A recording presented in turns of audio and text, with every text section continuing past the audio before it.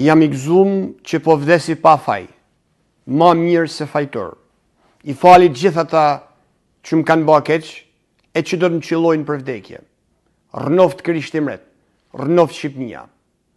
Këto ishin fjalë të fundit të atë Daniel Dajanit, jezuitit të but e fisnik, i cili lini në Zadrimen katolike, ku mori dhe një edukim të krishten.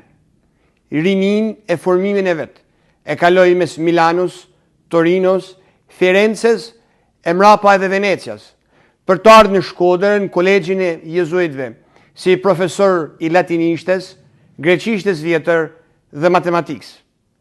U dallu gjatë tërë jetës vetë për urtësinë e butësinë e tij. Kur komunizmi po trokiste në Prag, u emnu rektor i seminarit ndërdiocezan shqiptar në një kohë turbullinash e martirizimesh. U arrestu me akuzën falso të përfshirjes në organizatën e Bashkimit Shqiptar. U torturu ashpër nga Fadil Kapizyzi, i cili donte ta bante të pranonte vetdijen për këtë organizatë. Refuzoi haptas, edhe pse e dinte se ky refuzim do ta çonte drejt përshkatimit.